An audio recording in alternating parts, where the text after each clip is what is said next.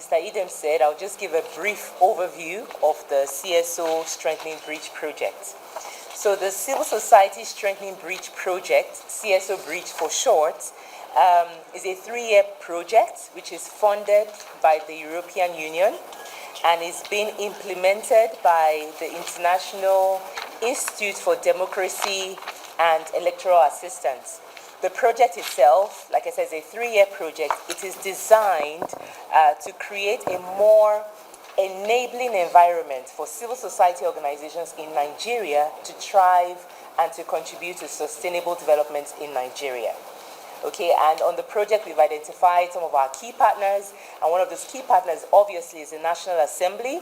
We'll be working with National Assembly as well as States House of Assemblies and some regulatory agencies and so on, private sector, media, and so on.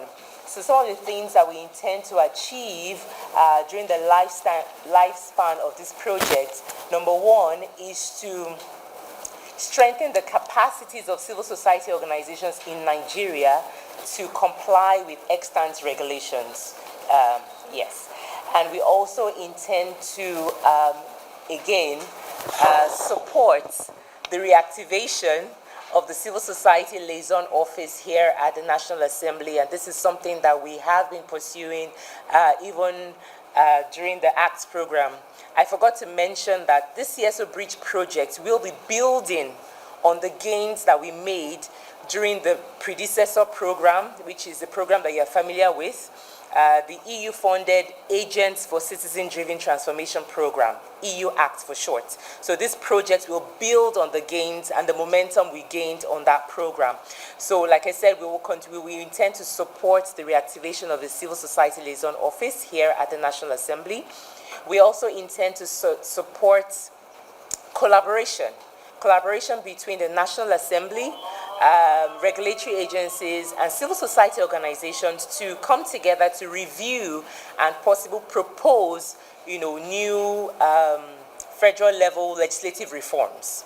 So these are just some of the things that we intend to do. There's so much more, but I think I've just highlighted some of the things that are a bit more relevant to this distinguished gathering.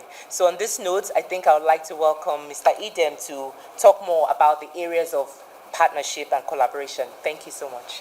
Okay. Thank you. Finalize the reactivation of the CSOs and also on legislative reforms, and then mainstreaming gender and inclusion in lawmaking, and then capacity building of the lawmakers to understand the civil society sector better. So these are like the broad areas we have identified, and these are possible areas, and we also would like your input as well. Thank you, sir.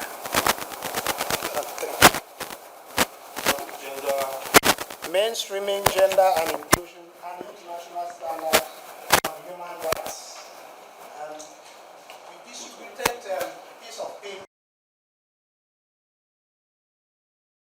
Okay, we just had some Continental Hotel, whatever, some 2 days running. We had sessions there. One of my takes there after that session was that, after a presentation by so many CSOs, their position of things is that,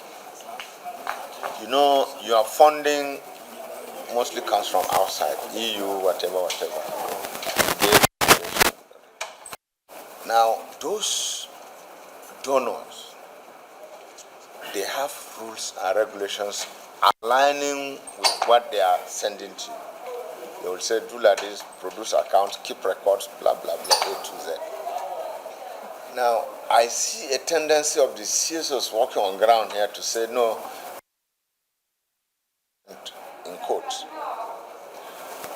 if you will be sending a bad signal in terms of perception with the donor organization, say, okay, you want it to be made loose, no controls, no anything.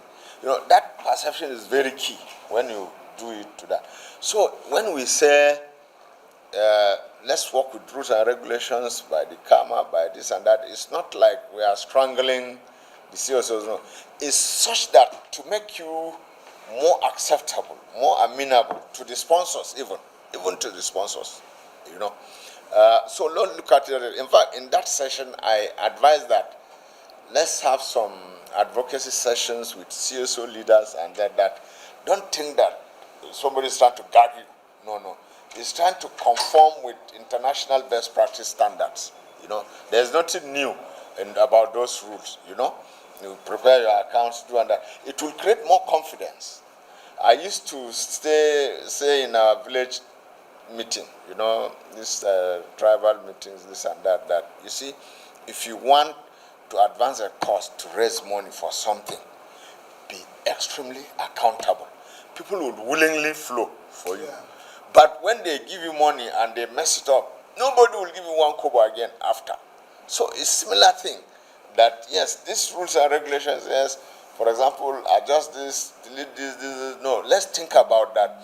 These rules make us more clean, more amenable, more, you attract more. Somebody will give you and give you again, rather than to make it no rules, lose, and then you lose the funding completely. Because if you don't conform, in fact, those funds come with their conditions, always, if you agree with me, that you must do this, you must make returns, you must this, you must that. Don't go deviate to this. So all those things are to just make it that what was given went for the purpose for which it was given for. Simple. So let's, the CSOs generally, let's have that mind that when we are talking of conform to rules and regulations, it's even to enhance your funding system. To have another second funder, third funder, this funder, second tranche, third tranche. So I think it's something, I don't know whether I call it sacrifice, that rather than thinking that let's ease anything, ease this, ease that, it may even affect funding as deep as that, as dangerous as that. So it's, yes, for example, now, instead of deleting, we could just say, like Madam Shei said, replacing a trustee with another one that doesn't align with this. But Honorable said, once he comes, he will dovetail into the new this thing. And then he will work within those things, those rules. Not that that he will work, if those rules are different. But often, they are the same. More often than not, they are the same.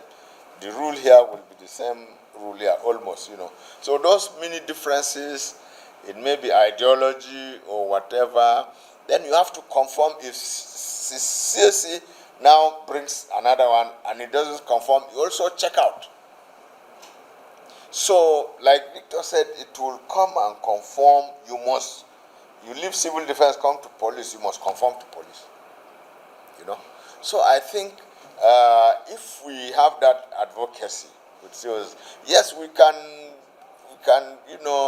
sometimes we can tinker with those rules, amend something like this small, amend it to this, where is, the amended will add value, will give value.